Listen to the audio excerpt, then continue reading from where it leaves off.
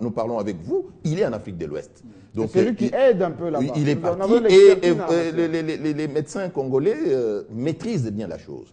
Hein, ils ont l'expérience avec tout ce que nous avons connu la fois passée ici, dans les années passées. Oui. Eh bien, ils apportent non seulement l'expérience, parce que les autres, non seulement ils ont peur, il y a des médecins qui meurent aussi là-bas. Oui, il y a une psychose, ils ont peur de la mort. Mais tandis que les nôtres sont un peu habitués à ça et ils font et ils connaissent leur les travail. précautions d'usage. Voilà, ils connaissent les. Alors, ce qu'il faut faire, c'est peut-être essayer de renforcer. Nous avons suivi le ministre de la Santé qui a tenu une conférence de presse. Oui, revenant de l'Équateur avec le gouverneur, tout ça. Bon, ce sont des suspicions. On parle d'une maladie dont on ne connaît pas. Les échantillons ont été prélevés et qu'on est en train d'analyser au niveau de l'INRB, mais également à l'Institut Pasteur au niveau du Gabon. Nous attendons les résultats, mais nous avons des ripostes. Et ça, c'est une bonne nouvelle pour la République démocratique du Congo. Qu'est-ce qu'on appelle les ripostes? C'est-à-dire, nous avons le personnel, nous avons du matériel et nous avons des produits pour faire face à quelque chose de pareil qui peut arriver. Cela veut dire que pour intervenir, nous n'avons pas besoin que les Américains débarquent chez nous. Donc, et ça, c'est très positif. Et vous voyez comment le gouvernement a dépensé 88 millions de dollars pour équiper nos hôpitaux en matériel, mais ce matériel est déployé. Déjà déployé. Alors, bienvenue économiquement quand même, parce qu'on a été à Washington, on a vu que Obama s'apitoyait un tout petit peu sur le Libéria. Rappelons que le Libéria, c'est des anciens esclaves américains, pour dire que les États-Unis allaient débloquer une première aide. Mais c'était jamais arrivé encore jusque-là, hein, au Libéria. Et si jamais Ebola se développe au plan continental, est-ce que l'Afrique peut s'en sortir tout seul, ou bien ça sera comme ce qu'on a vécu en Chine, hein, avec la... Jean-Marie, Jérôme poulet qui mourait tout seul. Jean-Marie, Jérôme a dit quelque chose de très intéressant. Hein. On n'a pas tout de suite pensé que les Congolais avaient la solution. Les Congolais, ici, nous avons la solution au moindre coût. Le rapport coût et qualité avec l'expertise congolaise. Le docteur Muyembe est parti seulement la semaine passée. Il a été précédé par d'autres Congolais sur place. Et le docteur Muyembe, en la matière, il n'y a pas d'eux sur la planète. Hein, pourquoi on ne les vénère pas chez nous? Parce que si dans un pays africain, Daniel Safo aurait dit il y a des sommités. Non, je pense qu'on lui aurait même décerné un prix Nobel de la médecine, ça aurait été justice. Déjà à l'époque de Kikwit. Hein, donc la RDC a l'expérience d'Ebola avec la province orientale, à Kikwit. Et là, si aujourd'hui le ministre de la Santé est descendu à l'Équateur rapidement, est revenu rassurant. Oui, ce n'est pas parce que c'était le fait du hasard. C'est parce qu'il y avait déjà le gouvernement, on ne fait pas de la propagande ici, on dit des choses, des faits tels qu'ils sont sur le terrain. Le gouvernement avait mis en place un système d'alerte. On n'est même pas là, ce n'est pas la première alerte, c'est la 4e. Chez nous. Oui, que le gouvernement a géré. Cette fois-ci, c'est parce que peut-être qu'il y a eu une fuite. Un médecin qui est mort. Il y a un médecin, une dame est morte, et puis les infirmières et les infirmiers qui sont morts, ça a alerté les gens. Ce sont des choses qui arrivent fréquemment, particulièrement dans ce coin, où le ministre a fait 60 km de jeep, 40 km de moto, et puis d'autres kilomètres à pied. Hein, c'était énorme. Oui, le ministre de la Santé. Il est bon. Il a fait. Alors, mis ensemble de tout cela, nous avons la chance chez nous, c'est confiné dans un secteur, et en plus, ce n'est même pas Ebola. C'est une chance pour nous. Par rapport aux autres et par rapport à la communauté internationale qui doit apporter... Mais pourquoi on s'apitoie souvent, on envoie beaucoup de millions pour faire la guerre en Syrie ou en Irak, etc. Et que, bon, nous débloquer un petit milliard, c'est même pas les coûts d'un avion. Mais justement, aujourd'hui, l'Afrique de l'Ouest est en proie à cette hémorragie. Ça veut dire que les exportations des produits alimentaires vont connaître un frein. Oui. Le tourisme, quelque peu, va connaître également un sérieux coût. Ça veut également dire que Monsieur, par exemple, Air France stoppe ses vols. C'est une catastrophe. C'est une catastrophe parce que c'est la seule compagnie qui dessert la Guinée, l'Afrique de l'Ouest. Tous les investisseurs ne vont pas venir. Aucun investisseur aujourd'hui ne se risquera en Guinée, au Libéria et en Sierra Leone. Et ce qui est grave, c'est la saison pluvieuse. Exact. au Libéria. Oui. Et imaginez-vous, avec Ebola, le virus il se propage très facilement quand il pleut. Alors, donc, ils sont à 60% des cas de décès parce qu'il faut atteindre. Oui, la maladie est sévère. C'est une maladie qui ne pardonne pas. On n'a pas de médicaments pour soigner. C'est ici que l'Occident, qui détient déjà dans les tiroirs des vaccins, qui détient dans les tiroirs des produits pour stopper l'évolution de la maladie, c'est maintenant qu'il faut se déployer. Curieusement, on a comme l'impression que l'on se cache derrière les tics de l'OMS pour ne pas sortir ce qu'on a comme produit. Oui. Mais pourquoi est-ce qu'on a essayé sur les médecins américains guéris et qu'on n'essayerait pas sur des pauvres Africains qui en meurent? Parce qu'il n'y a même pas d'autre solution. Alors, les Canadiens ont promis d'envoyer les produits. Oui, mais les États-Unis avaient promis de secourir le Libéria. Jusqu'aujourd'hui, malgré les liens séculiers, les liens de sang qui les unissent, ils ne l'ont pas fait. C'est-à-dire qu'ils traînent les pieds. Oui. Parce qu'on regarde l'industrie pharmaceutique, se dit, faire des dons aujourd'hui, c'est bien, mais nous, on doit rentrer dans nos frais. Ah bon? Ah ben oui, absolument. Business. Donc il faut que ça soit payé. Oui. Harold Badibanga. Moi, je préfère aller de manière directe sans passer par le dos de la cuillère pour répondre à la question. L'Afrique est-elle capable? Oui. Elle est capable parce que le docteur Mouyembe n'est pas européen, il n'est pas américain, il est canadien. Et il n'est pas canadien, il est congolais. Et d'autres médecins encore ont cette expertise en Afrique. Ça, c'est de un. De deux, on peut parler des institutions de Bretton Woods qui envoient de l'argent, mais il est probable que cet argent que ces institutions envoient généralement en Afrique est épuisé et volé en Afrique.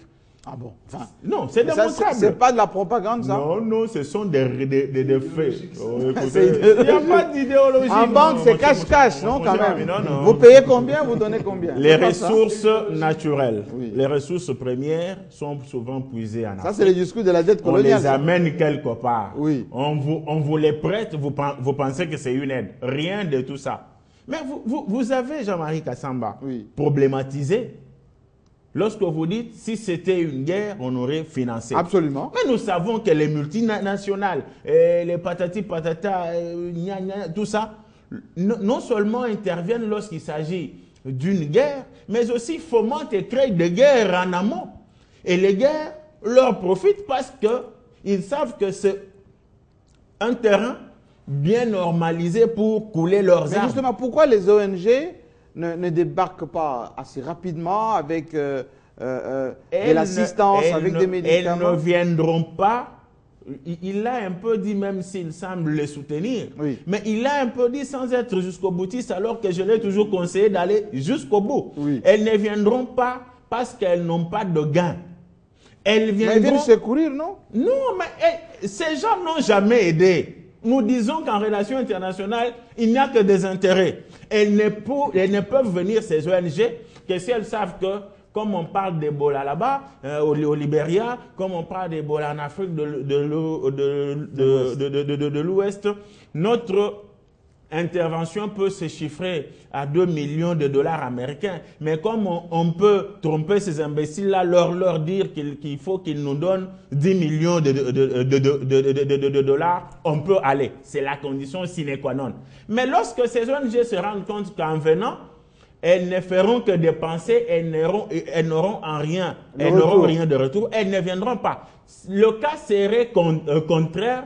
Elles viendront pour gagner, mais tout en brandissant que c'est une aide. Nous sommes tellement humanitaires que nous aimons et l'Afrique et les Africains. C'est faux. Il faut plutôt, à ce stade, comprendre que nul n'étant une île, on ne peut gagner qu'avec les autres. Mais l'Afrique... Mais il y a une dose d'humanité quand même dans les ONG, non? Je ne vois rien. Il n'y a qu'intérêt. L'Afrique doit plutôt comprendre que elle ne peut arriver à bout de cette affaire qu'à travers, primo, la prise de conscience, en prenant aussi compte du fait qu'elle a toutes les capacités humaines, naturelles à faire face à ça. Et les autres ne viendront que lorsqu'ils se rendront compte qu'en venant travailler en Afrique, ils vont puiser un peu d'argent et des ressources naturelles à ramener et au Canada et aux États-Unis. Oui, c'est très clair. Bon, je voudrais donner... caricaturer à Harold Badibanga. Oui.